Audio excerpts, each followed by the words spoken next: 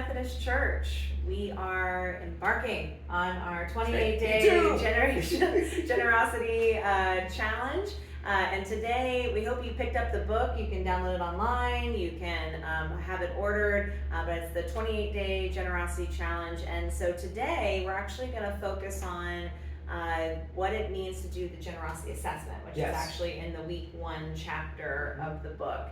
And we wanted to ask you guys, maybe you're watching this, maybe you're listening to it on your drive to work or to an activity that you're doing. And we wanted to just have some questions around what is your initial gut reaction when things in your life happen and do you respond in a generous way, or do you feel like you have some work to do, a little bit of a growing edge there? So can I ask you one of the questions? Sure. And we can follow along.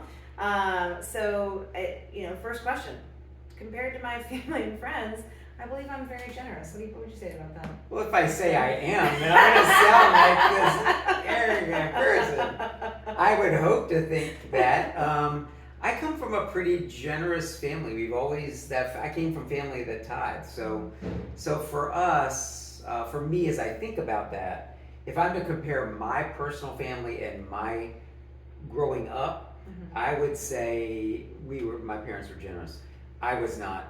My wife's family, however, has always been generous because they were farmers who didn't have much, and yet they gave above and beyond 10%. Yeah.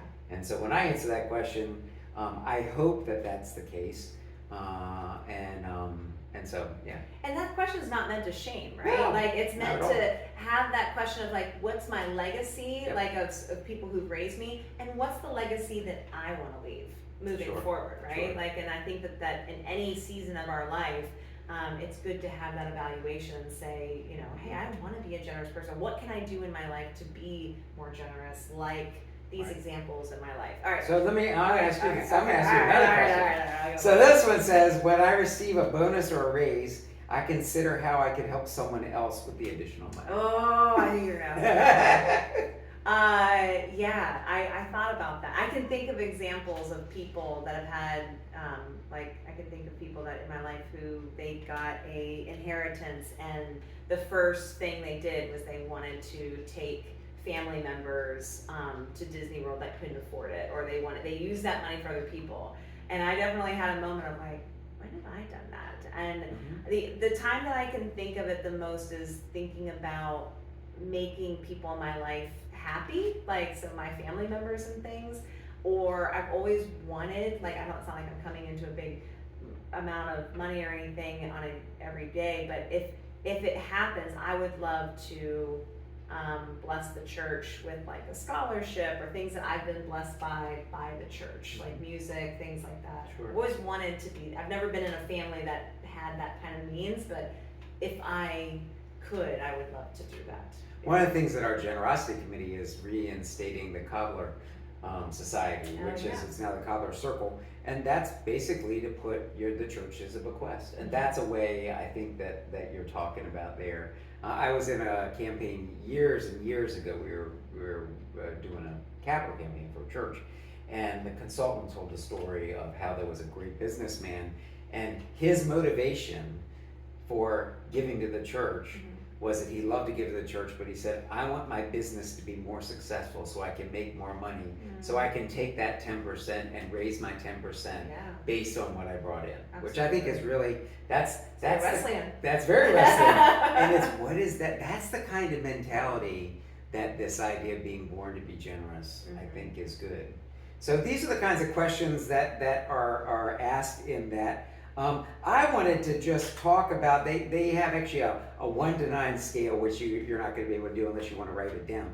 But just think about on a scale of, say, 1 to 5 in each one of these questions, who do you think is more generous, and what does that look like? To just get us thinking about that in terms of levels of generosity. A person that stops to help someone with a flat tire? I have to tell you, to just make the effort to pull over on the side of the road, that is a very generous person. It is. It is. We are always so busy, I don't want to discount that. That's right. No, you can't discount it. Yeah. What about a person that gives blood? Yeah, I'm not a good person. I know, I can't give blood. I know, but I've given like 8 gallons, and so, but it's an important thing, but it's one of those things where it's very hush hush. Oh, is it? Very well. I mean, Okay. like you do it and you leave, but nobody else knows, Right. except for the Red Cross. And so that I find an interesting kind of thing. What about a person that donates clothes or food? Many of you do that. Many of you do that. Yeah, I am a big proponent on shopping secondhand and giving secondhand, and so I give away clothes and stuff all the time. But I also think it's a symptom of having too much stuff that so Oh yeah. so I think it's a balance. But yes, I'm happy to do that, and I think that that's also a very needed thing for people who need affordable clothes Sure. and things. All right, how about participates in a charity run? Yeah, and that's funny because I'm a runner. I'm a very slow runner now, but people think about you have to run for that. But there are lots of people, in order to make a charity run work, you have to have volunteers. And so that's what I thought about when it came to that, was not necessarily the person running as much as the hundreds of people that it takes to make sure it's safe, to make sure it's run well, and to make it an experience that the charity is going to receive. That's a really good point. Yeah, I didn't think about that. I mean, with even like the coldest night of the year, when we've done that with Micah, all the work that took, but also being able to see so many people raising money to do the walk. And I think it's kind of vulnerable. It's a vulnerable act to ask for money in that way and trying to promote an activity. So I think it's generous, but maybe not. Maybe I'd say maybe some others might be a little higher. All right, so contributes 2% of their income to the church and charities. What did you say about that? That is actually 2%. Historically, has been the national average of what the average churchgoer gives. Oh, that's the national average. That is. Oh. It was. Now I believe that it's now down to like 1.6%. Wow. Is the national average, and the amount of people who actually tithe at 10% is a very small percentage. If you look at the full statistics across churches, so it's an interesting thing, because if you're a person that tithes, you think 2% is it's okay, but in a world where people are graduating with these huge debts and can't buy a home and all those kinds of things, 2% is a significant amount of money, and so. I think there's 2 ways to look at that. What about giving a person on the street money? It says gives $10 to a I know, homeless but person. in general, I noticed that. Yeah, no, Yeah. I think that people that actually make a point to do that, they are generous. I think I told you the story of my son. We were coming out of a restaurant, and he never has money, but happened to have money after his birthday, and gives money out of his, and all of a sudden I noticed that it was a $10 bill, and I was just, and I thought he was like, oh, let's give $1. That's really sweet. But then he gave a $10, and then we came out of the restaurant, and he gave a $5 bill to the same person on the way out, and didn't even think twice about it. Just gave it to him, and I was like, that's really great, buddy. And in my head thinking, you also just gave a lot of money, but okay, that's very generous. And that was just born to be generous. It just instinctively, he had money and he did that, which I really honored. I really thought that was cool. So. How about anybody ever shovel a neighbor's driveway? Does it count if you have those machines and did that on the Actually, sidewalk? absolutely. Yeah, like he did that for when we had a big snowstorm. I love to shovel. I love to shovel snow anyway. But I think the gift of that, I think, is so often, it's so simple to do, and for me it makes me feel good, but it's people who receive that really receive it in a way like, wow, that was really special. So I think it's an important thing. Donates a kidney or an organ of some kind, or their liver or something, liver, not their heart, because you can't do that. But that's a big deal. That's a big deal. My associate in my last church donated part of his liver to his mother-in-law. Wow. That was a love of a mother-in-law, if I could say it. Yeah. But no, it was an amazing If thing. my mother-in-law was watching, I would do the same for her. Just saying. We matched. I would. That's right. Love you.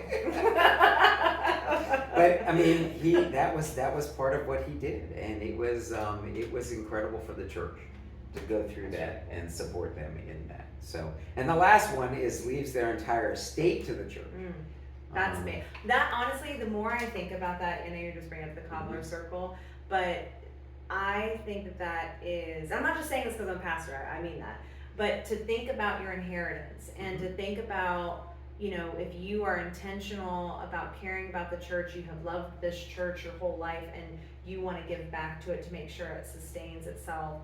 I mean, that is such an act of just generosity and love that you may not ever see that. You're never going to see the benefit. It's not like, and I'm not saying your children and things like that shouldn't get any money, but to do that and to offer that, I think is a great sacrificial love. In my last church, there was a bequest made to us, and it was absolutely incredible. This woman she'd been a member of multiple churches. It was like 7 or 8 churches. And they divided out a certain portion of it to every single church that she'd been a part of, received the same amount of money. Wow, that's really which cool. was really, really cool, because for her, the church had shaped her and the church had molded her, and so she felt like, to honor God, she wanted to let everyone in there, in the whole, who shaped her life. That's to do really that. beautiful. So really cool. So those are some things to think about what does it mean to be generous, that we are indeed born to be generous. And so we hope you'll kind of just take those with you and think about it through the day. And tomorrow, what we're going to talk a little bit about is what is the percentage that we actually give. So, and it's not to guilt anybody, but it's just, you got to have a baseline. Right. So what are you actually You got to know where you're starting from, just the same with your That's assessment. right. Yeah, Yep. so you know where to grow from. So think on those things, and we will see you tomorrow. See you tomorrow. See ya.